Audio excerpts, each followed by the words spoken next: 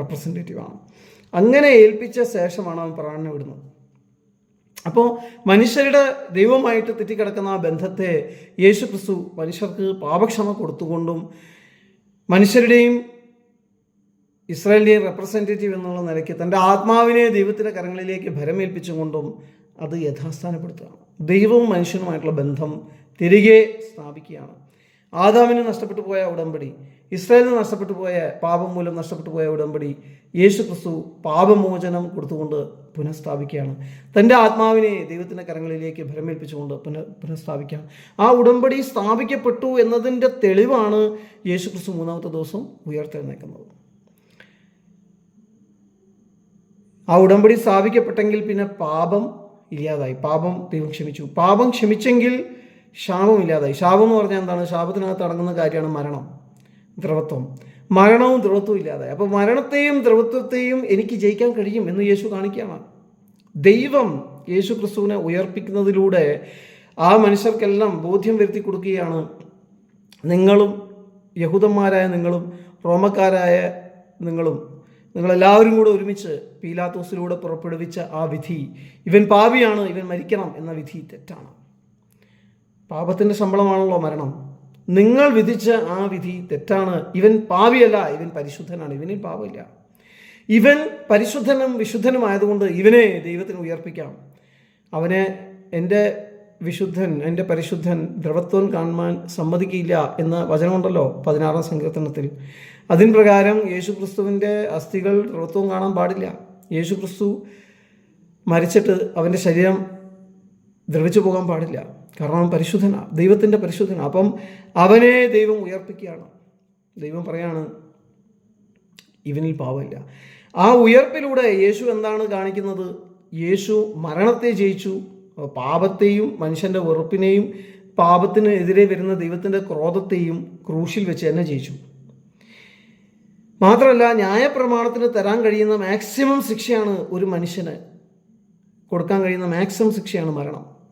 ആ മരണം ന്യായപ്രമാണത്തെ തെറ്റായ രീതിയിൽ വ്യാഖ്യാനിച്ചുകൊണ്ട് ന്യായപ്രമാണത്തിന് വിരോധമായിട്ട് യേശുവിനെ മുകളിൽ പുരോഹിതന്മാർ അടിച്ചേൽപ്പിക്കുമ്പോൾ പുരോഹിതന്മാർ ന്യായപ്രമാണത്തിൻ്റെ ശാപത്തിന് കീഴിലാകുന്നു. കാരണം അവർ ശരിയായ രീതിയിൽ ന്യായപ്രമാണത്തെ ഇൻ്റർപ്രറ്റ് ചെയ്യുന്നില്ല. അവർ വിശുദ്ധനായ ഒരു മനുഷ്യനെയാണ് പാപി എന്ന് പ്രഖ്യാപിച്ചുകൊണ്ട് കൊല്ലാൻ ഏൽപ്പിക്കുന്നത്.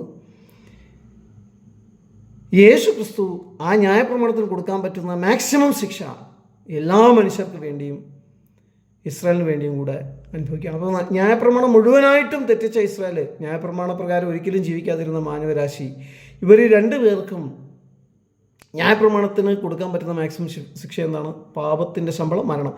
ആ ശമ്പളം യേശു ക്രിസ്തു ഏറ്റുവാങ്ങിക്കൊണ്ട് അതിനെ അവിടെ അങ്ങോട്ട് തീർക്കുകയാണ്. ആ ന്യായപ്രമാണ പ്രകാരമുള്ള ആ വിധി അതോടെ തീർന്നു. ഇനി ഇത് പ്രകാരം ആരെയും വിധിക്കാൻ പറ്റില്ല. യേശു ക്രിസ്തു അതിൻ്റെ ശിക്ഷ, വിശുദ്ധനായ പരിശുദ്ധനായ യേശു ക്രിസ്തു അതിൻ്റെ ശിക്ഷ മാനവരാശിയുടെ റെപ്രസെൻറ്റേറ്റീവ് ആയിക്കൊണ്ടും ഇസ്രായേലിൻ്റെ റെപ്രസെൻറ്റേറ്റീവ് ആയിക്കൊണ്ടും സ്വീകരിച്ചിരിക്കുകയാണ്. അപ്പോൾ ഇസ്രായേലിനെയോ മാനവരാശിയെയോ യേശു ക്രിസ്തുവിൽ വിശ്വസിക്കുന്ന മാനവരാശി അവർക്കാർക്കും യേശു ക്രിസ്തു ഈ ശിക്ഷ ഏറ്റെടുത്തതുകൊണ്ട് ഈ ന്യായപ്രമാണത്തിൻ്റെ വിധി ദറ്റ് പാപം ചെയ്ത ദേഹി മരിക്കണം അത് ബാധകമല്ല. അപ്പോൾ യേശു അവിടെ ന്യായപ്രമാണത്തെയും ജയിച്ചു. അപ്പോൾ ന്യായപ്രമാണത്തെ ജയിച്ചു, മരണത്തെ ജയിച്ചു, ന്യായപ്രമാണത്തെ ജയിച്ചു, ശാപത്തെ ജയിച്ചു, പാപത്തെ ജയിച്ചു, ദൈവക്രോധത്തെ ജയിച്ചു, അഥവാ ദൈവക്രോധം സഹിച്ച് ഇല്ലാതാക്കി, മനുഷ്യരുടെ വെറുപ്പും അതിനെയും യേശു അതിജീവിച്ചു. ഇതൊക്കെ യേശു ക്രിസ്തു ക്രൂശിൽ വെച്ച് ചെയ്തു. പക്ഷെ ഉയർത്തെഴുന്നേൽക്കുമ്പോൾ യേശു ചെയ്യുന്നത് എന്താണ്? യേശു മരണത്തെ ജയിക്കുകയാണ്. ഇതൊരു പുതിയ സംഗതിയാണ്. ഉയർത്തെഴുന്നേൽക്കുമ്പോൾ യേശു മരണത്തെ ജയിക്കുകയാണ്. ഈ ശാപം മൂലം വന്ന മരണത്തെ യേശു ജയിക്കുകയാണ്. മരണത്തെ ജയിച്ച് ഒരു പുതിയ സൃഷ്ടി യേശു സ്ഥാപിക്കുകയാണ്. പുതിയ സൃഷ്ടി എന്ന് പറഞ്ഞാൽ ആദാമിൽ ദൈവം ആരംഭിച്ച ഒരു സൃഷ്ടിയുണ്ട്. ഇനി ദൈവം പുതിയൊരു സൃഷ്ടി യേശു ക്രിസ്തുവിൽ കൂടെ ആരംഭിക്കാനായിട്ട് ഉദ്ദേശിക്കുകയാണ്. ആ പുതിയ സൃഷ്ടിയുടെ ഒന്നാമത്തെ വ്യക്തിയാണ് ആര്? യേശു ക്രിസ്തു. പരിശുദ്ധാത്മാവിലൂടെ ഉയർത്തെഴുന്നേറ്റിരിക്കുന്നു. പഴയ ശരീരമൊക്കെയാണ്. ആ ശരീരത്തിൻ്റെ അവയവങ്ങളൊക്കെ അതേമാതിരി ഉണ്ട്, അതിൽ പാടുകളും കാര്യങ്ങളൊക്കെ ഉണ്ട്. പക്ഷെ അത് മാറ്റപ്പെട്ടിരിക്കുന്നു, ഒരു പ്രത്യേകമായ രീതിയിൽ മാറ്റപ്പെട്ടിരിക്കുന്നു. ആ ശരീരത്തിന് ഇപ്പോൾ ചില പ്രത്യേക കഴിവുകളുണ്ട്, പ്രത്യക്ഷപ്പെടാനായിട്ട് സാധിക്കും, പെട്ടെന്ന് എന്താ പറയുക ഒരു സ്ഥലത്തുനിന്ന് മറഞ്ഞു പോകാനായിട്ട് സാധിക്കും. ആ ശരീരത്തിന് മതിലുകൾക്കിടയിൽ കൂടെ സഞ്ചരിക്കാനായിട്ട് സാധിക്കും.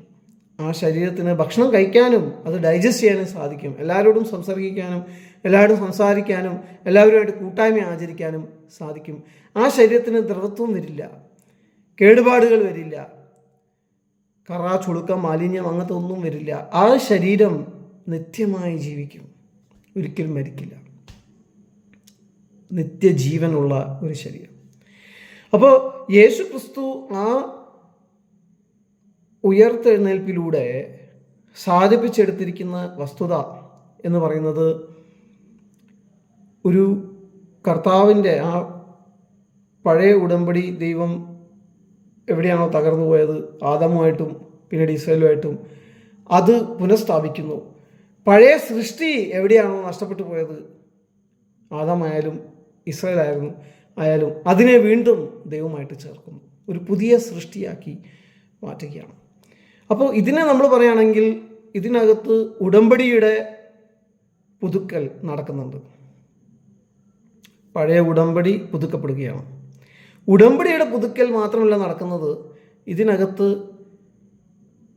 സൃഷ്ടിയുടെ പുതുക്കലും കൂടെ നടക്കുന്നുണ്ട്. ഇനി സൃഷ്ടിയുടെ പുതുക്കം മാത്രമല്ല, കോസ്മിക് റിന്യൂവൽ എന്ന് പറഞ്ഞാൽ പ്രപഞ്ചത്തിൻ്റെ ഒരു പുതുക്കം കൂടെ അതിനകത്ത് നടക്കുന്നുണ്ട്. കാരണം യേശു ക്രിസ്തു ഉയർത്തെഴുന്നേറ്റ ശേഷം പ്രപഞ്ചത്തിനും ഒരു പുതിയ ഒരു ദ്രവത്വമില്ലാത്ത ഒരു അവസ്ഥയെക്കുറിച്ച്, ആ അവസ്ഥയിലേക്ക് അതിന് വരാൻ സാധിക്കുന്നതിനെക്കുറിച്ച് ഇനി ചിന്തിക്കാം. കാരണം യേശു ക്രിസ്തു ഉയർത്തെഴുന്നേറ്റ് സ്വർഗാരോഹണം ചെയ്ത ശേഷം യേശു തൻ്റെ ശിഷ്യന്മാരോട് പറഞ്ഞു അവൻ മടങ്ങി വരും. അവൻ മടങ്ങി വരുമ്പോൾ കോസ്മിക് റിന്യൂവൽ ഉണ്ടാകും, ഈ പ്രപഞ്ചം തന്നെ പുതുക്കം പ്രാപിക്കും. അപ്പോൾ ഇവിടെ 3 തരം പുതുക്കലാണ് സംഭവിക്കുന്നത്. ഒന്നെന്ന് പറഞ്ഞാൽ ഉടമ്പടി പുതുക്കപ്പെടുന്നു, 2 പറഞ്ഞാൽ സൃഷ്ടി പുതുക്കപ്പെടുന്നു, 3 പറഞ്ഞാൽ പ്രപഞ്ചം തന്നെ പുതുക്കപ്പെടുന്നു. അപ്പോൾ എന്താണ് അതിൻ്റെ അർത്ഥം? ഇതൊരു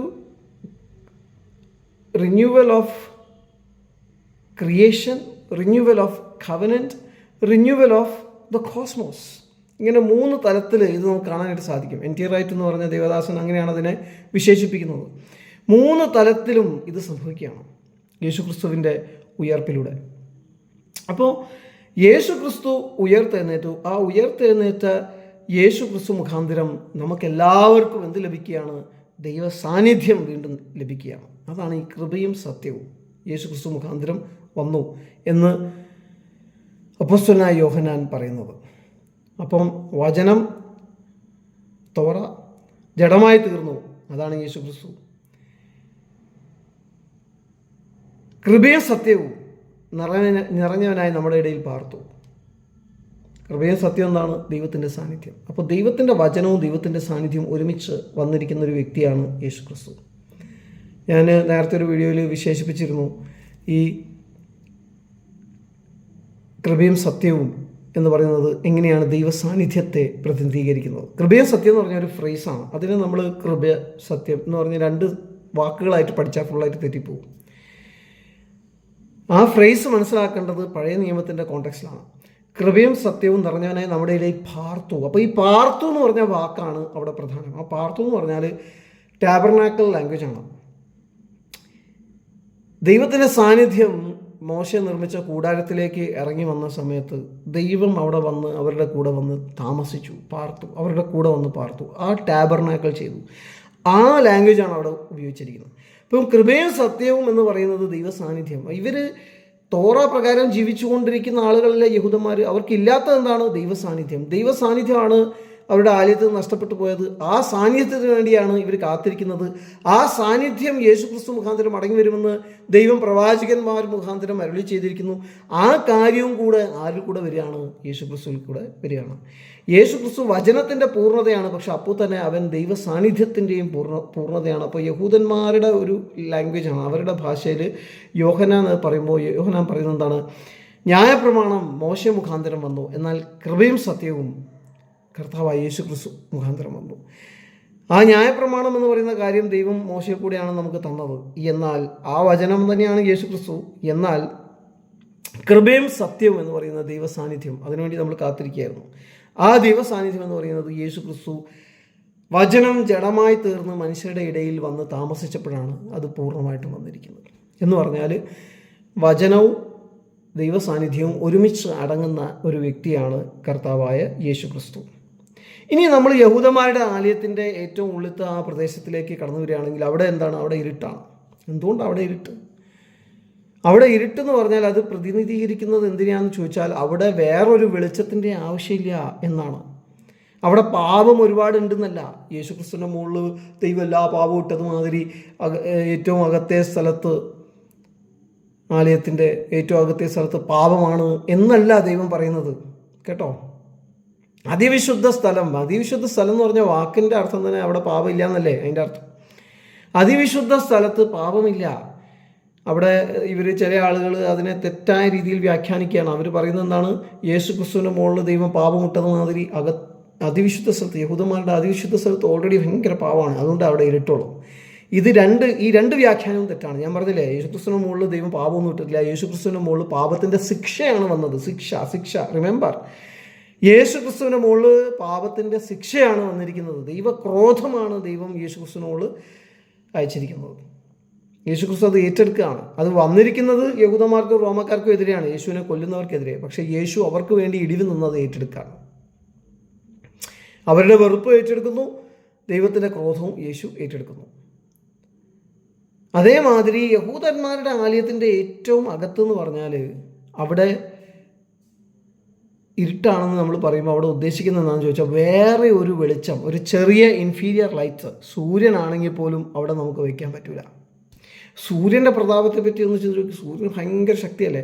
അത്രയും പ്രതാപം ഉള്ള സൂര്യൻ, അല്ലെങ്കിൽ ഗാലക്സിയിലെ ഏറ്റവും വലിയ സൂപ്പർനോവ അങ്ങനത്തെ അല്ലെങ്കിൽ വലിയൊരു സ്റ്റാർ നമ്മളവിടെ കൊണ്ടുവന്നിച്ച് അതിൻ്റെ പ്രകാശത്താലും നമുക്ക് അതിനെ പ്രകാശിപ്പിക്കാൻ പാടില്ല. കാരണം അവിടുത്തെ വെളിച്ചമെന്ന് പറയുന്നത് ദൈവം മാത്രമാണ്. ഉൽപ്പത്തി പുസ്തകം 1-ാം അധ്യായത്തിൽ ഞാൻ പറഞ്ഞില്ലേ, ദൈവം ഈ പ്രപഞ്ചത്തെ സൃഷ്ടിച്ചു. ആ പ്രപഞ്ചത്തെ സൃഷ്ടിച്ചപ്പം ദൈവം വെളിച്ചം ഉണ്ടാകട്ടെ എന്ന് പറഞ്ഞു. എന്നിട്ട് വെളിച്ചം ഉണ്ടാക്കി.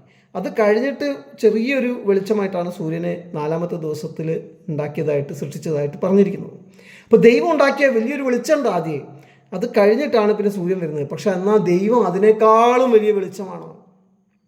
ദൈവം പ്രകാശമാകുന്നു, അവനിൽ ഇരുട്ടൊട്ടുമില്ല. ഇപ്പോൾ ദൈവം എന്ന് പറയുന്നത് ഒരു വെളിച്ചമാണ്. ദൈവം അതിനേക്കാളും വലിയ വെളിച്ചമാണ്. ആ ദൈവം സൃഷ്ടിക്ക് ആധാരമായിരിക്കുന്ന ഇലക്ട്രോ മാഗ്നറ്റിക് റേഡിയേഷൻ എന്ന് നമ്മൾ വിളിക്കുന്ന ആ വെളിച്ചത്തെക്കാളും അധികം പവറുള്ള, അധികം തേജസ്സുള്ള ഒരു വെളിച്ചമാണ് ദൈവം. അതിനേക്കാളൊക്കെ എത്രയോ തേജസ് കുറഞ്ഞ വെളിച്ചമാണ് സൂര്യനും ചന്ദ്രനും. ഇനി പുതിയ സൃഷ്ടിയെക്കുറിച്ച്, അപ്പോൾ ഇത് ഉൽപ്പത്തി പുസ്തകം 1-ാം അധ്യായം. പുതിയ സൃഷ്ടിയെക്കുറിച്ച് നമ്മൾ വായിക്കുന്നത് വെളിപ്പാട് പുസ്തകത്തിലാണ്. വെളിപ്പാട് പുസ്തകം 19, 20, 21, 22 ആ അധ്യായങ്ങളിലേക്ക് നമ്മൾ വരുമ്പോൾ അവിടെ അവസാനം നമ്മൾ കാണുന്നത് സൃഷ്ടി മുഴുവനായും പുതുക്കപ്പെടുന്നതിനെക്കുറിച്ചാണ്. യേശു ക്രിസ്തു ഉയർത്തെഴുന്നേറ്റപ്പോൾ പുതിയ സൃഷ്ടി ആരംഭിച്ചു. പക്ഷെ ആ പുതിയ സൃഷ്ടി മുഴുവനാകുന്നത് സൃഷ്ടിയുടെ തന്നെ ദൃഢത്വം ഇല്ലാതാകുമ്പോഴാണ്. ഒരു കോസ്മിക് റിന്യൂവൽ എന്ന് ഞാൻ പറഞ്ഞില്ലേ, പ്രപഞ്ചത്തിൻ്റെ തന്നെ ഒരു പുതുക്കൽ എന്ന് പറയുന്ന സംഭവം നടക്കും. ആ പ്രപഞ്ചത്തിൻ്റെ പുതുക്കൽ നടക്കുന്ന സമയത്ത് പുതിയ യെരൂശലേം സ്വർഗത്തു നിന്ന് ഭൂമിയിലേക്ക് ഇറങ്ങി വരും. നമ്മളെല്ലാവരും ഭൂമിയിൽ കർത്താവിനോട് കൂടെ വാഴും. കർത്താവിനെ പോലുള്ള ഉയർത്തെഴുന്നേറ്റ ശരീരങ്ങൾ നമുക്കുണ്ടാകും. ആ ശരീരത്തിൻ്റെ പ്രത്യേകതകൾ ഞാൻ പറഞ്ഞില്ലേ, അതേ പ്രത്യേകതകളുള്ള, ഒരിക്കലും മരിക്കാത്ത, ഒരിക്കലും ദ്രവിക്കാത്ത ശരീരങ്ങൾ നമുക്കുണ്ടാകും. നമ്മൾ അവിടെ വാഴുന്ന സമയത്ത് ആ പറയുന്ന രാജ്യം എന്ന് പറയുന്നത് ദൃഢത്വം ഒട്ടുമില്ലാത്ത ഒരു രാജ്യമായിരിക്കും.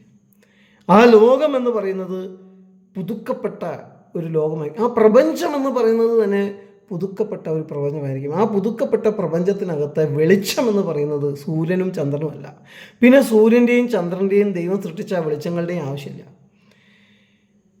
അവിടെ വെളിച്ചം എന്ന് പറയുന്നത് ദൈവം തന്നെയാണ്. കർത്താവായ യേശു ക്രിസ്തുവാണ് അവിടുത്തെ വെളിച്ചം. പിതാവായ ദൈവമാണ് അവിടുത്തെ വെളിച്ചം. അപ്പോൾ ഈ ഒരു സംഗതി യഹൂദന്മാരുടെ മനസ്സിനകത്ത് ഓൾറെഡി ദൈവം മനസ്സിലാക്കി കൊടുത്തിട്ടുണ്ട്. അതുകൊണ്ടാണ് അവർ അതിവിശുദ്ധ സ്ഥലത്ത് വേറൊരു വെളിച്ചം, ചെറിയൊരു വെളിച്ചം വയ്ക്കാത്തത്. അത് ഒരു സൂര്യൻ്റെ വെളിച്ചമാണെങ്കിലും ഒരു ബൾബിൻ്റെ വെളിച്ചമാണെങ്കിലും അത്